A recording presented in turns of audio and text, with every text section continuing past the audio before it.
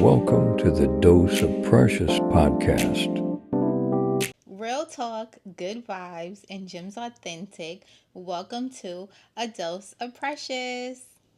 And I haven't been introducing myself, but of course, my name is Precious Bria, the host of this podcast. Just to do a quick check in, how has my week been? My week has been amazing. This was a bit of a long week, but still, I have no complaints. As you guys can see, my boo bought me these beautiful flowers and I decided to match with them and show you guys. So something really cool that I seen on TikTok was the evolution of the vibrator. So let's watch this video together.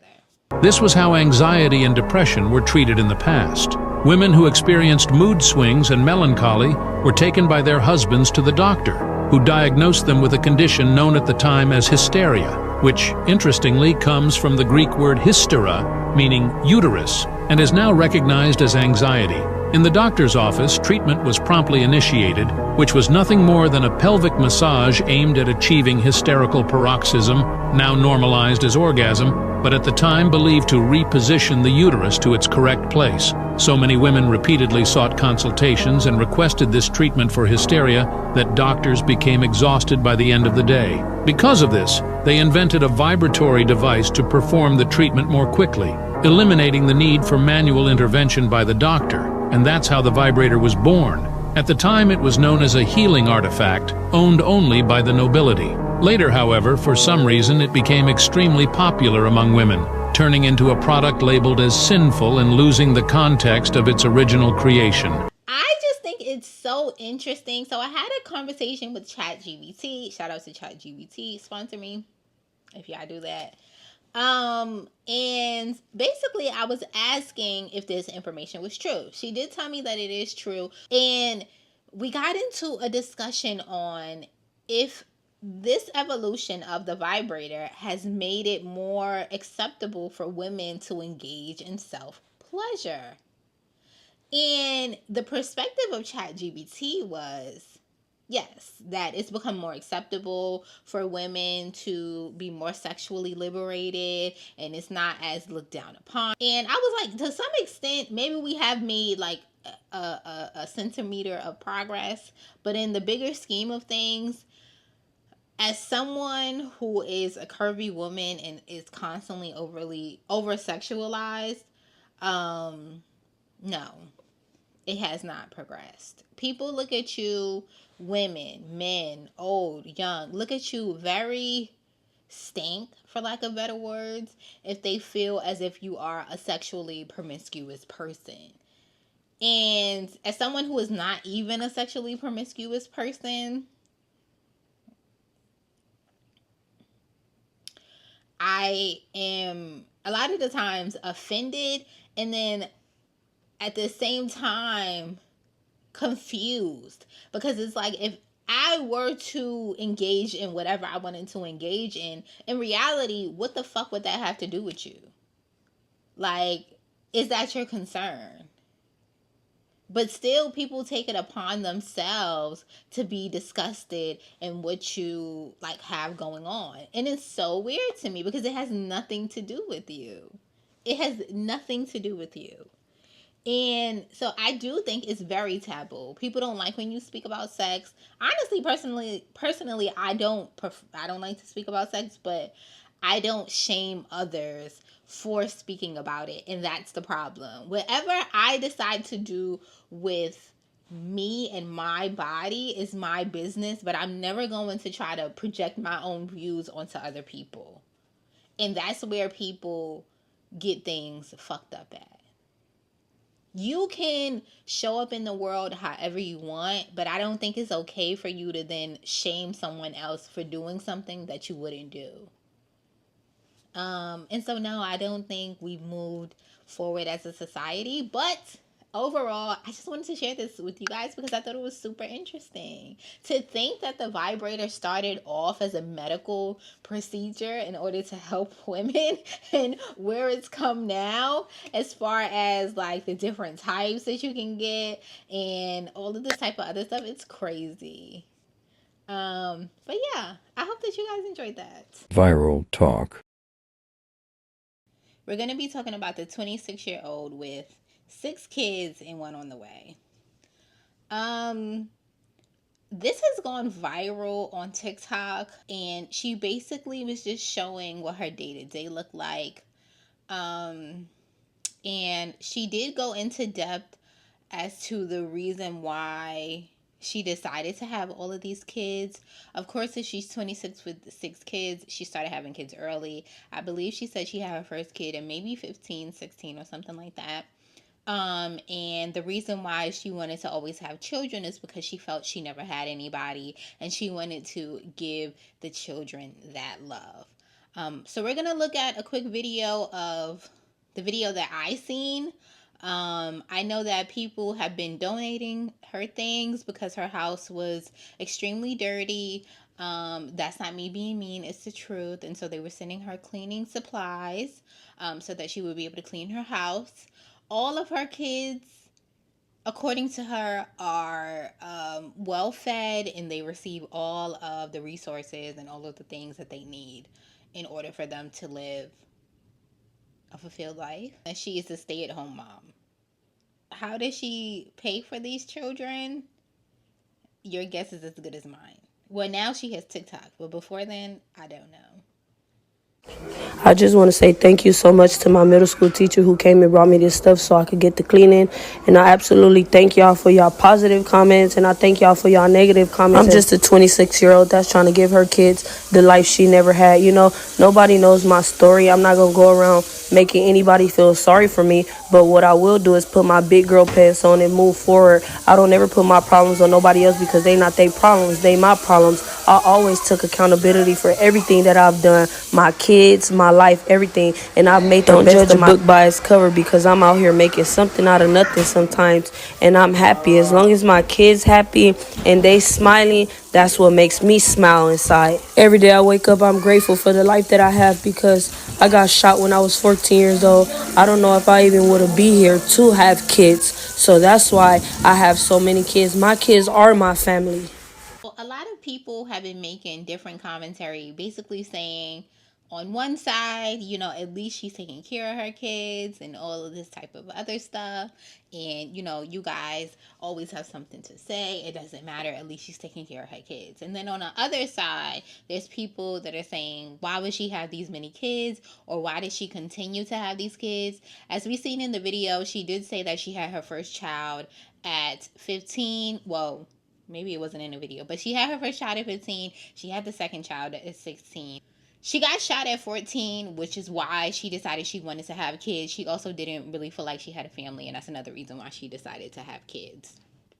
I think that people don't look at the bigger picture when it comes to kids. I've heard a lot of people say things like they've had kids because they want to feel loved. They want to feel like they're family. She mentioned that her kids are her family, which they are her family. That is true. And a decent amount of the times, your kids do love you. So that's also true. I've heard people say things like, who's going to take care of you when you get old?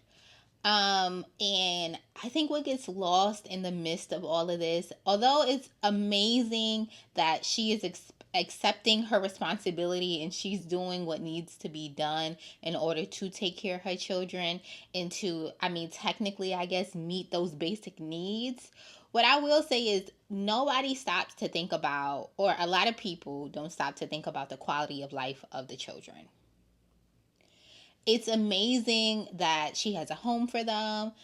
She's now trying to clean the home for them. I think that's amazing. I hope that they are getting all of the meals and they have all of the clothes and all of the things that they need.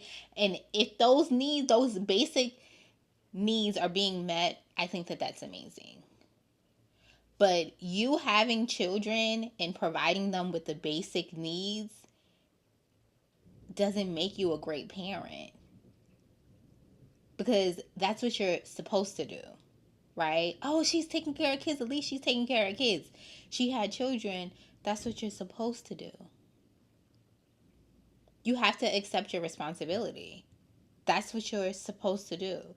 Oh, but there's so many people that had kids and they abandoned their children. And that's not right. That's not what's supposed to happen. When you have a child, if you decide to go through the whole pregnancy and you decide, oh, I don't want to give up my child for abortion, for adoption, all of these things, then your responsibility from that point forward is to take care of them. And I could only imagine. Now, I didn't see the whole house, but I did see another video where she was going to wake them up. First of all, she went to wake them up by yelling at them, and she's cursing, and it's early in the morning. I just think that that's traumatizing. Why are you yelling and cursing at 7, 8 o'clock in the morning? That just creates a hectic environment. I wouldn't want to go through that. I would not. How many bedrooms is in that house? How many bedrooms?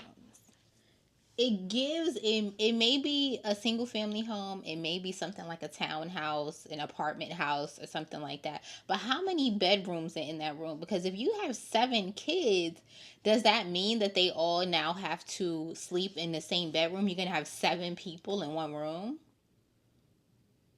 And some of you may be like, well, at least they have a place to live. Again, giving a child housing is basic. You don't get points for that because you had the child, so you should have a home to put the child in. And in that home, the child should also have adequate space. It's so important for you to have your own space that makes you feel as if it's a home. And again, the plot gets lost because people have these standards that are essentially in hell. And you think, well, the child is fed, the child is clothed, the child has a home. I'm an amazing parent. No. If I was rating you and you were only meeting the basic needs, the basic necessities of a child, of a life. This is the child's life, right? Baby, you'd barely be getting a D. To be generous, maybe a D+. A D is passing, but barely. Who the fuck wants a D? Let's be so for real. You passed, but barely. And then if you consider everything else, all of the trauma that they're going through because you're only meeting the basic needs, for real, you go back to a F. Nobody thinks of the quality life of the child. If you are in poverty, which this girl is in poverty, she's a stay-at-home mom. I heard a man in the background, so I hope that he is helping financially. But having children in poverty only breeds more trauma. It only breeds more trauma. I've heard also other people saying, oh, we don't know the full story. We don't. But using the information that we have, you can see that this is not a healthy environment to just keep having children in. Talk to someone from a big family. At one point in my life, I used to watch this show, and I can't think of the name of the show. And I have always pictured my life to be a certain way. But after watching this specific show, I was like, oh my gosh, I want a big family. A big family meaning at least 5 to 7 kids, because that's how many kids the family had. But it was a married couple. They had been married for years. And in the show, they went through their challenges where maybe the dad was a little bit moody or the mom was a little bit moody, but it wasn't like a super toxic relationship. I can't remember if there was cheating involved, but I despise cheating, so I would assume that if I was like, wow, I kind of want to do this, it wouldn't be cheating involved. But I was younger and I was looking at things from a different lens. And now at my big age, I could look back and see that although overall the children and this is coming from a family where the dad did well and they lived in a good community and he was able to put his kids through college, all of these things. They had a nice home. They had the kids had their own home. Maybe like some of the kids had to share a room, but they came from a nice family. Even still, there was times where the kids wouldn't talk to their dad because of the dad's views, or there was times where they would have like these really big blow-ups, in the family. And I don't think a lot of kids thrive with having all of those siblings, because there's only but so much attention that you can give your child. And attention is important. I've seen people have kids, and in my opinion, they ignore their kids. Yeah, they meet their basic needs, but they're not actively having these deep conversations to build intimate relationships with your child. And, I think that a lot of the times, people have kids and they automatically assume that there's going to be this connection for the rest of your life, right? And technically, you're family, so you will be connected in some sense. But if your kids don't like you, right? If they grow up and they feel like, why would she keep having... Because if I was her child, I've always been an overthinker, or whatever you want to call it, think too deep about things. I mean, I'm the type of person who I would ask you, why would you have all of these kids? Like, what made you have all of these kids? And that probably would hurt your feelings, because, I mean, even me saying it, you can hear that it's not coming from a good fucking place. It's not coming from a, wow, you have all these kids. It's like a, why would you have all of these kids, especially if you aren't financially stable? I don't have kids. And so, I mean, to some aspect, I should shut up. I always say that. I shouldn't really be speaking about situations with children because I don't have kids. But I've been a child. I mean, I'm somebody's child. And so, being that I'm somebody's child, I feel like I can still, to some degree, share my perspective, in my opinion. And I think it's sad. I do. And I don't think that she is creating a healthy environment for the kids. She's having another baby, so she's currently pregnant. She hasn't indicated that she's going to stop having children. And I think what's going to happen is, because this is what happens a lot of times in the big families, is that the older kids end up raising the younger kids because the parents become so overwhelmed. Now, in this case, she is a stay-at-home mom. How is that possible? I don't know. But especially, I mean, at some point, things are going to get expensive. I don't understand how people have kids in this economy, because I take care of myself. Now, granted, I feel like I'm my own baby, and so I am expensive. But I'm like, how do y'all have 2, 3, 4, 5 kids in this, in this economy? How do y'all have 2, 3, 4, 5 kids in this economy? Especially when a lot of the bitches pop up with pregnancy photos. I said I was going to stop cursing. The girls pop up with pregnancy photos, and they're at a baby shower. And I mean, there's a decent amount of the time, there's no man in sight. And so you didn't have this baby. He doesn't want to be involved. And so now you're by yourself with this child. That's not always the case. Honestly, I say that because that does happen a lot over the years. But recently I feel like, and maybe this is just my curated timeline, a lot of the girls are getting married. Shout out to the married women. We also, I mean, I said that, but we'll also follow up with the fact that the girls are also spilling the tea on their marriages and they're miserable. We'll speak about that one day, and how I feel about relationships and how society pressures women to be with men and how they're really miserable. Moving on.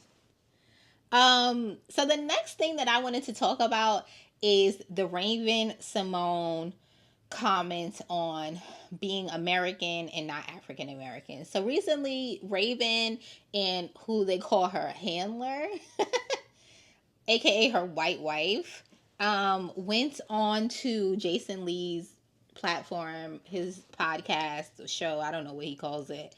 And he basically wanted to hear her feedback on why she considers herself to not be African American. And here is the clip. Oh, what'd you say about me? That interview you did with Oprah, where she asked you if you were, Yeah. African American or whatever. And you got mad at me? Listen. I am not an African American. I'm an American. I am a Black American. I am definitely Black. And yes, my ancestors come from Africa. How long does a bloodline have to live in one land before they are considered a pure species of that land? Meaning, how long did my people have to be in America to say, hey, no, we're American, compared to some people who are English American, who are Irish American, who are German American from their ancestors, but they get to call themselves American. There's nothing wrong with being African American, but a true African American is someone that is from Africa and moved here, either first generation or second generation, and has a tie to that country that I do not have. One of the first census in Virginia that allowed for Black people to have a name was somebody from my family. So that means they were there long before. I think there comes a point where when you build a country, when you fight for freedom, make money and pay taxes and generationally live in a country. So, I did identify with the term African American. Now, the reason why I identify with the term, or I did identify with the term African American, is because I know that although my ancestors were born, so my mom was born in America, her mom was born in America, her mom was born in America, her mom was born in America, I know that at some point before we were forced to come here, we're from Africa. All the time people come up to me, specifically people from West Africa, and they always ask me, are you West African? Like, you look so African, which is kind of like ignorant on their part and dumb to say, because clearly, look at me, I'm Black. Clearly I'm African, right? But they're just trying to figure out if maybe my parents were from there, I'm Americanized, and see what country I'm from. Usually they'll say something like, oh, you look like you could be Nigerian, or they usually say you look like you could be Ghanaian. And so I did identify with that as I got older. I got the opportunity to meet, I ended up being friends with a lot of Africans. So what do I mean by Africans? Although they were born in America, their parents came from Africa, so they're immigrants from Africa. And so I got to taste the food. I learned more about the culture. I got to be introduced to the music, and I hope to one day be able to travel to Africa. I really want to go to Ghana, Dirty December, and I really want to go to Nigeria and see how that is. So hopefully that happens for me one day. It will. And so I just felt connected to the culture. I felt connected to Africa. But the truth is, although I feel that way, specifically, my mom doesn't. She identifies with America, and she's only known America. And I mean, the truth is, I've only known America. And so at what point, and this is what Raven said, this is what I took from what she said, and if you have any, if you have a different opinion or view or whatever, or you agree, definitely put that down in the description. Guys, comment and leave your feedback on anything that I say. I never say that. Make sure that you like, make sure that you comment, make sure that you share. I talk about some trivial topics sometimes, but I do think that I get into some deep stuff, and so definitely share. What was I going to say? But at what point does someone become a native to the land? Like, how many generations have to be born there? If I said I was born there, that's one generation. And then my mom was born here, that's two. My grandma was born here. Her mom was born here. Her mom was born here. So and it goes on and on. At what point do I be considered American?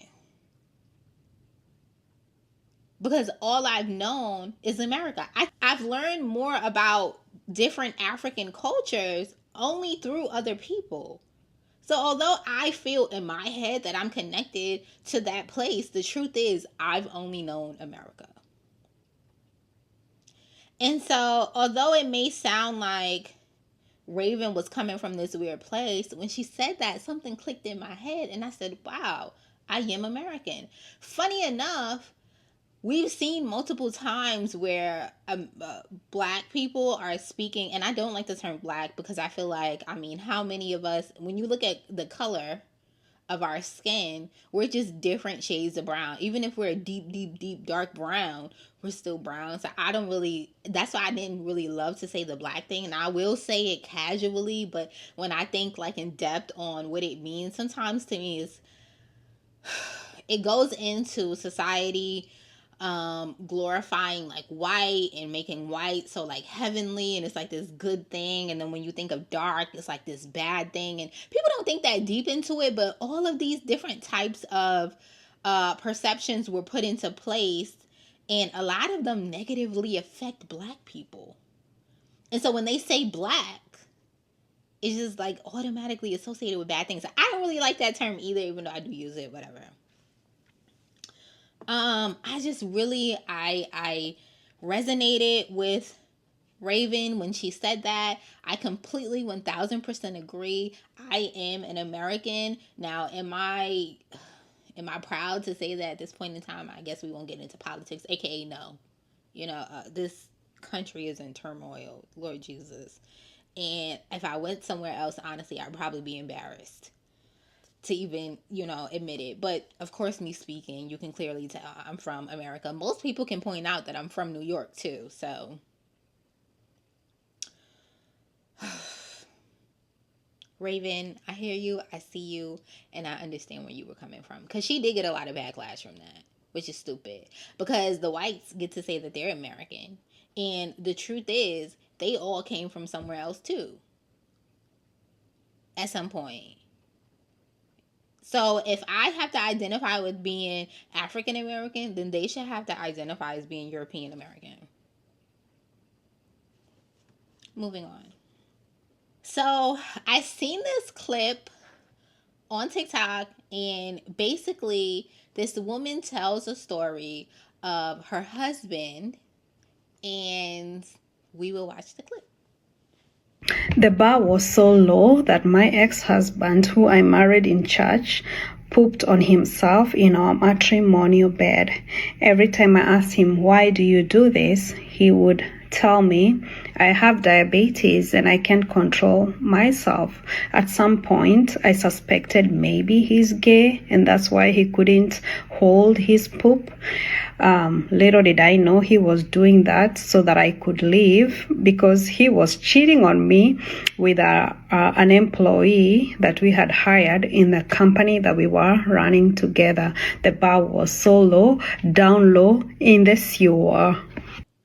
And I wanted to share that because I just thought that was so crazy. Why is it so difficult for men to leave when they're unhappy? I find that men don't usually like even break up with women. Like, I hear all of these women, myself included, always say, "Oh, I never been left. I always leave. I always leave. I always leave." And the truth is, no man has ever really been like, "I'm done with you. Like, this is enough."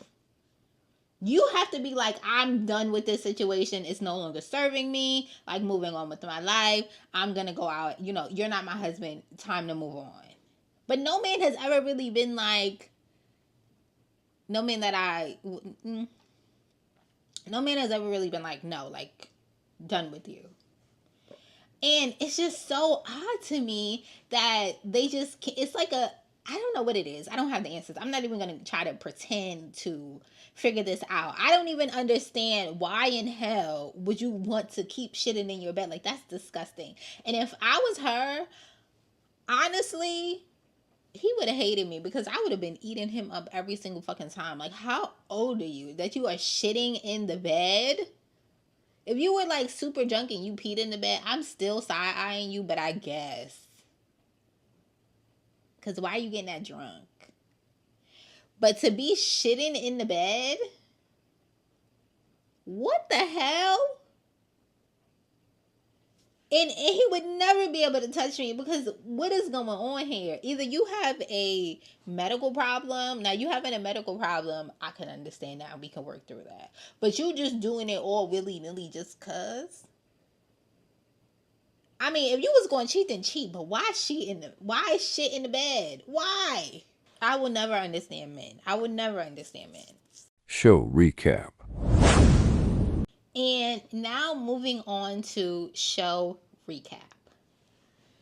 Child, let's drink a little drink because these bitches are getting on my nerves.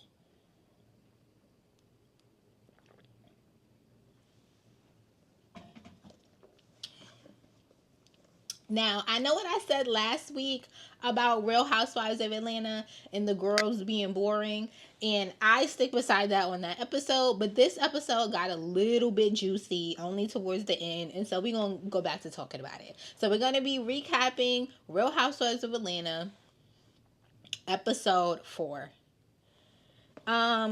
First, I want to start off with Shamia. We're always going to start off with Shamia because that is my girl. Not only is Shamia beautiful, not only is Shamia a rich bitch, but she is genuinely talented with an amazing personality. No Shamia slandered will be tolerated. No Shamia slander will be tolerated. Period. That's my girl.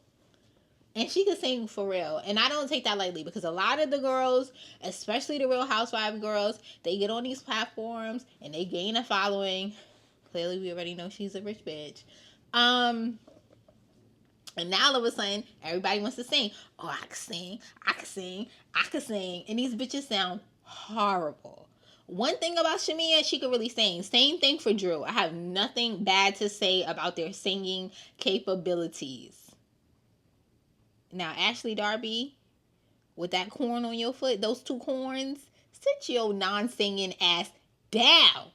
Oh my gosh. Every time that girl performs, I get secondhand embarrassment. I know that doesn't have anything to do with the Real Housewives of Atlanta, but I want you bitches that can't sing to sit down. You have to be realistic. Listen, one thing I will say is...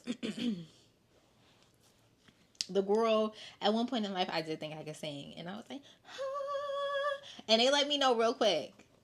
I don't know if they were trying to humble me or whatever, but they did let me know you can't sing. And the truth is, I can't sing. And so I don't know if nobody is telling you, Ashley. Again, this is off topic, but I want to be the one to tell you because I am a real ass bitch. You can't sing. Stop. Okay. And then we're going to move on to Portia. Now, we know that they are playing into this whole Portia doesn't want Drew to film with Dennis. I mean, again, I keep like thinking in my mind, trying to be as mature as possible. Would I want my child's father to come to my job and be working with somebody at my job? On one hand, knowing me, I wouldn't be like, no. On the other hand, if I moved on, I would be like, I don't care. Would I want a conversation to understand and be in the loop of what's going on? Sure. But I don't think I would care. Because it's not like they hunching. As long as they not like, even if they were hunching, I just feel like Portia be too involved in what Dennis got going on. And it's giving you care too much. That's none of your business. Like what Dennis said, when we started this, she was over in Africa eating fufu. Baby, go back to Africa. Stop. I don't get what the obsession is. And maybe, again, I don't have kids, so maybe I just don't really, or, I mean, for me personally, I'm just not super male focused, so maybe I don't care. Maybe I didn't love somebody enough. I don't know what the case is. Maybe you gotta have a baby with somebody to care that much. I just think that Portia be wanting to control everything. She wants to try to control every narrative. And if they film with Portia and Dennis, then, you know, maybe some things will come out that she doesn't want to come out. I don't know. What is the angle? Like, why do you care? Who cares? Again, if they were having, you know, a sexual relationship, that would change things a little, kind of, sort of, not really. You're going through a divorce. You literally married somebody else. So I don't know. And then we have this scene where Shamia is playing her song, which sounds amazing. And Portia's like, oh, that's not Shamia. That's not Shamia. Shamia, I know your singing voice. That's not Shamia. And I'm like, Portia, shut up. even if the girl, let's say if, for example, this is not true. Let's say, for example, the girl couldn't sing and she decided to use somebody else's voice. You're her best friend. So in public, regardless, you should always have her back and be hyping her up. I don't understand why you would say that in a group of other girls, and that's supposed to be your bestie. Not only your bestie, like your real life bestie from when y'all were growing up. That's crazy to me. And there's this theory online that they're playing into a little of the Portia and the Shamia like disagreement and them just not being on good terms. But I showed a clip the last time I reviewed The Real Housewives, and Portia didn't even go to Shamia's wedding. And I still stand firm on the fact that I think that Portia is jealous of Shamia. I think that Portia is mad because Shamia is living the life that Portia wants. And Portia probably feels like, why don't I have this life? Like, why did she get this life? Why don't I have this life? But for her to say something like that would be crazy. But I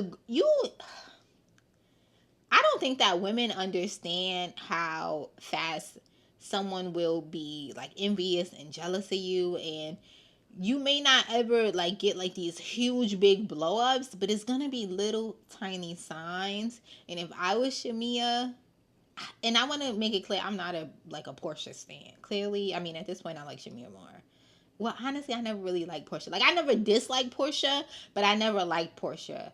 That's honestly how I feel about most of the Real Housewives girls. Kenya was the only one I kind of like. Now, they talk shit about Kenya for being mean. This is going ahead, but Kenya was the only one I was like, okay, I kind of like Kenya. But all of the girls, I was kind of like indifferent. Like, I didn't like them. I did not like them. It was just like, she's there. And I definitely think that Portia's jealous of Shamia. And so she's going to try to bring that girl down every chance she gets. I hope and I pray that I am completely wrong and that this is all for the show and this is just their little plot to make sure that, you know, Shamia's storyline stays juicy and they always have something to fall back on if they both need a storyline. I hope and I pray that that's the case. But as of right now, it's not giving that. I believe that she's genuinely jealous of the girl. Moving on. And then we get into Kenya, my girl Kenya. We see that Kenya shows us around her salon. We know that Kenya has spent $400,000 on this salon, which she is nervous about. That is a lot of money. That's basically $500,000. That's a lot of money. And honestly, the brick and mortar businesses, they're difficult. And especially the time that we're going into now, I mean, I hope her business is booming. I think that because of who she is, she'll be able to get some people in the door that way, but she will have to have exceptional care.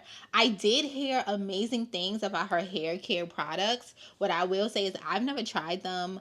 I personally don't really like to stray too deep into the product thing. Honestly, I probably have more like wig stuff. When it comes to my natural hair, I try to keep it simple. I try to keep it light because I find that the products that are targeted towards Black women most of the time are to our detriment. And we heard about, if you guys don't know, the braiding, this is off topic, but follow me, we'll bring it back. The braiding hair, and who uses braiding hair the most? Black women. Braiding hair has found to have cancer-causing chemicals in it. We know that now perms have cancer-causing chemicals in it. I also recently learned that when it comes to the hair industry, there aren't really many regulations, but it seems like the products that are targeted towards Black women always have the most long-lasting effects. And so as I've gotten older, I stayed away from it. I remember getting perms and I would always get like sores in my head. Whenever I would get a perm, all of my hair will fall out.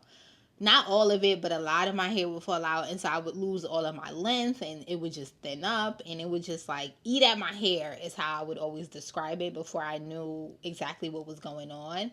And yeah, so, but I heard good things about Kenya's products. How did I get there? Follow me, guys. Kenya cries. She's scared. But I think that Kenya is an amazing businesswoman, and I think that she will be able to figure it out. If anybody will be able to figure it out, I think Kenya will be able to figure it out. And she'll be okay regardless. I hope that, and I don't want to get ahead because we will speak about everything that's going on with Brittany, but I feel like because it's coming mostly from her end, we'll talk about that when we speak about her. I hope that Kenya will be able to have a conversation with Real Housewives and the franchise, or excuse me, Bravo, and they will be able to bring her back next season. I think that if we had to choose between Brittany, I guess that's how you pronounce her name, and Kenya, I mean, I would choose Kenya every time. Kenya is great TV. Does she take it too far sometimes? Honestly, up until this point, I didn't think she took it too far.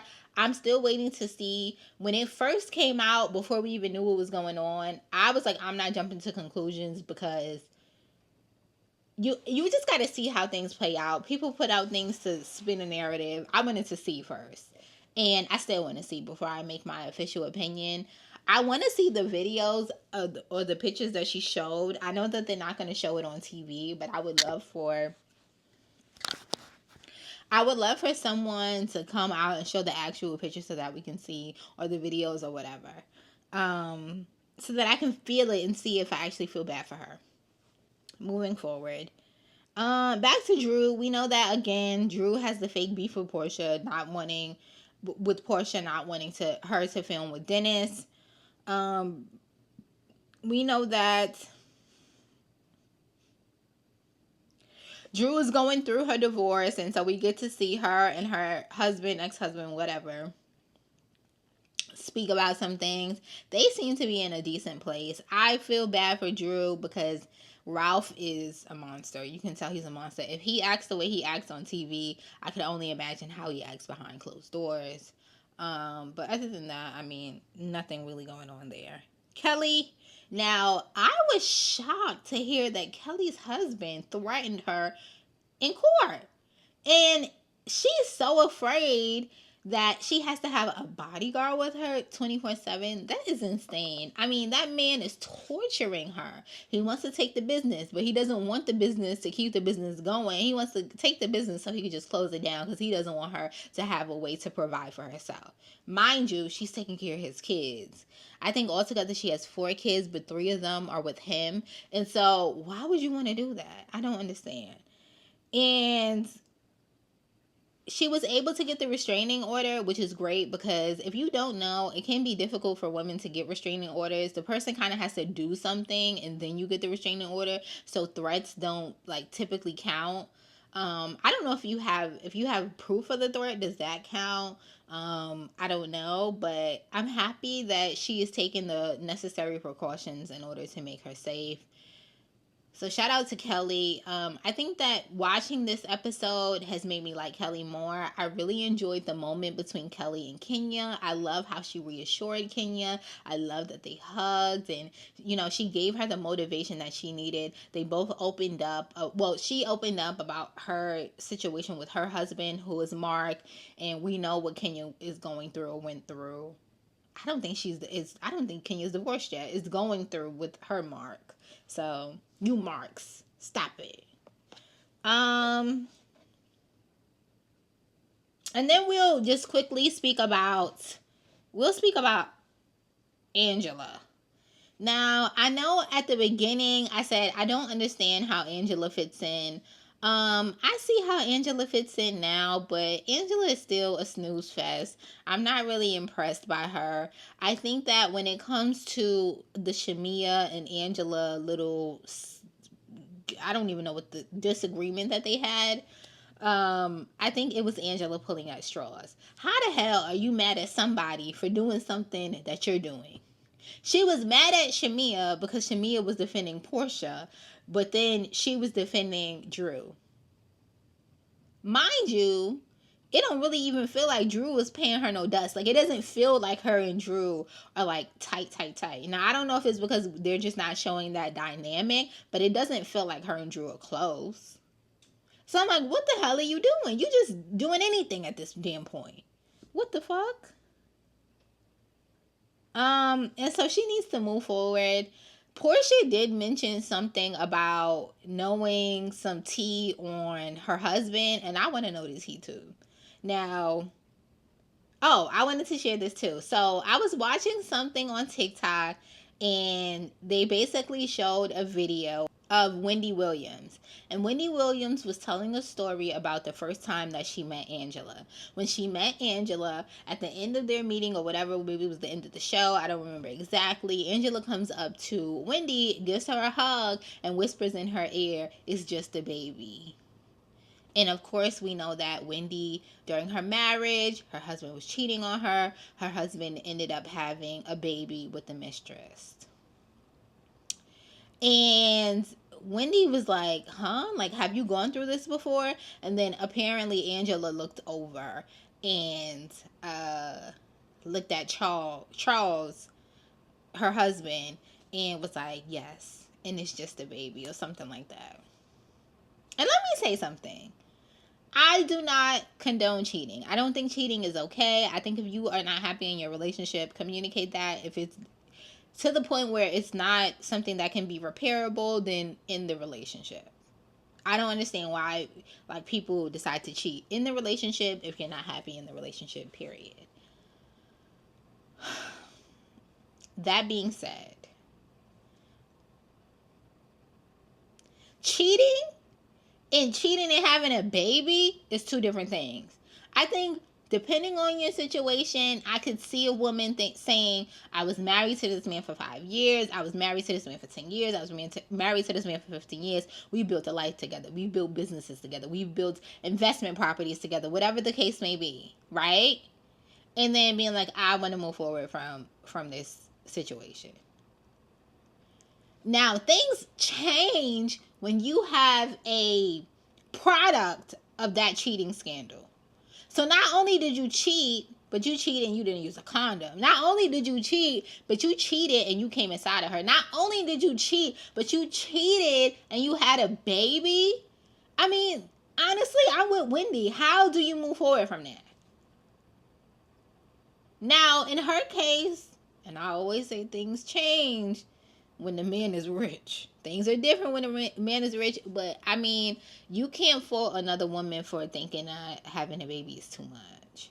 Also, Wendy was taking care of her husband, and she knew that taking care of her husband would have meant taking care of that baby. And not only was she taking care of that baby, was she taking care of her husband, but the husband went and bought the side bitch a house, so she was taking care of the side bitch, and she would have been taking care of their baby, they whole damn family. And the truth is, even after she divorced him, she was still taking care of him. And his broke, leeching ass is still trying to get her money so that she can continue to take care of him.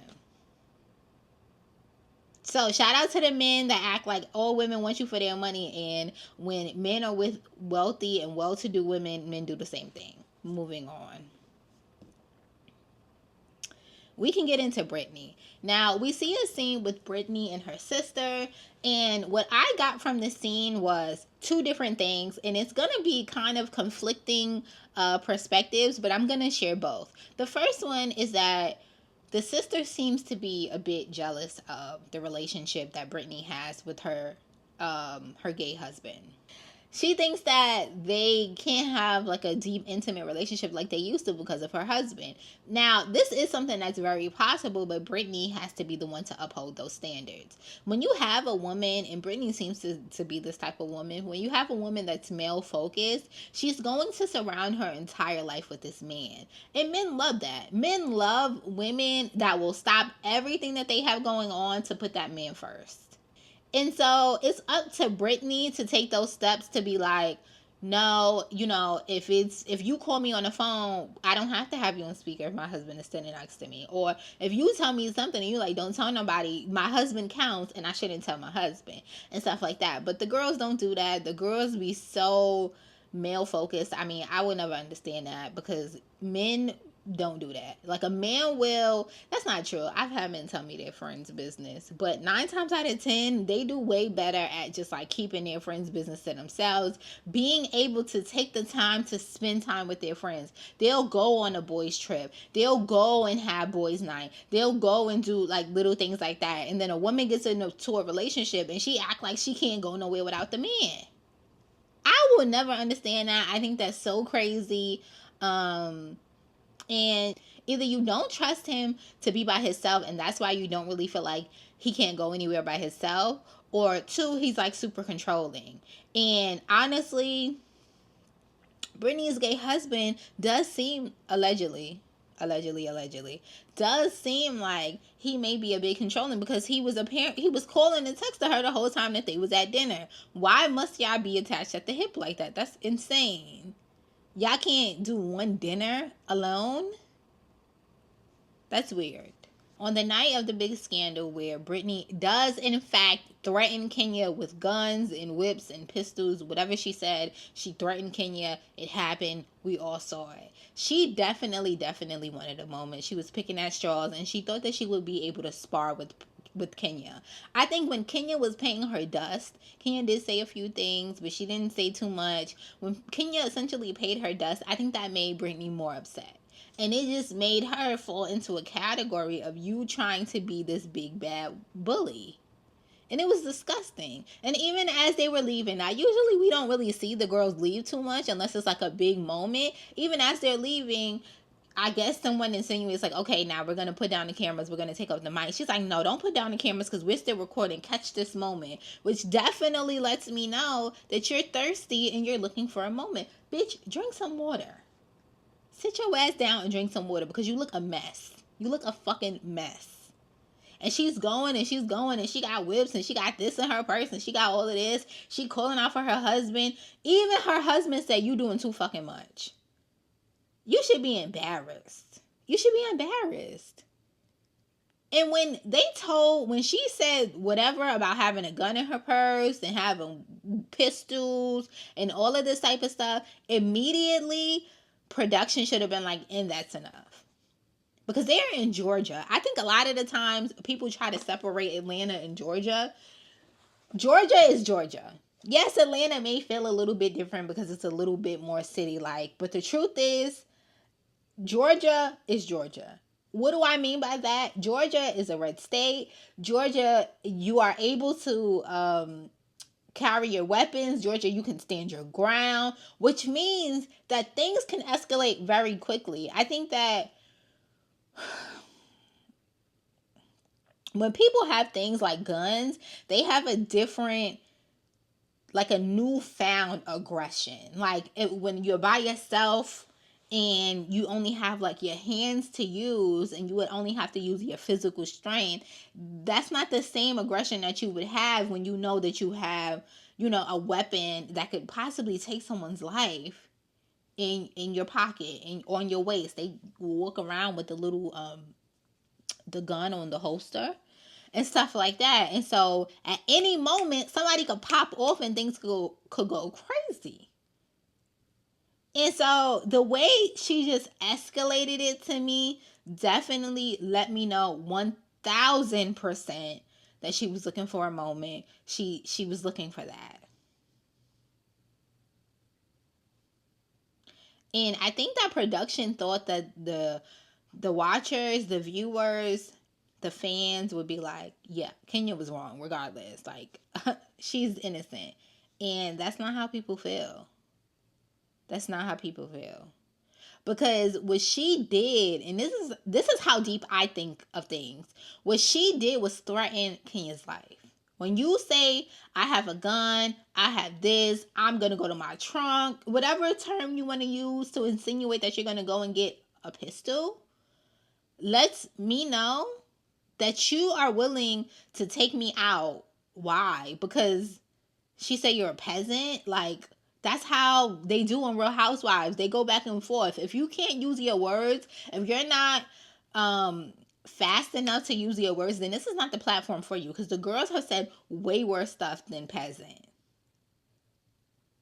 Get her out of here.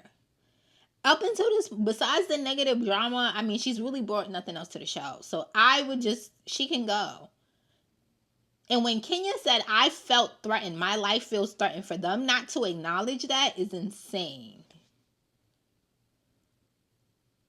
I'm done with that. I want to give a quick just overview of the entire Real Housewives franchise. I saw someone else saying some things about it, and I completely 1000% agree. I feel like the franchise as a whole is going down. Now, every once in a while, there are a few moments that are amazing and they're great and the girls eat it up. But altogether, it just feels like because the show has gotten so popular, it's hard to find people that aren't fans of the show.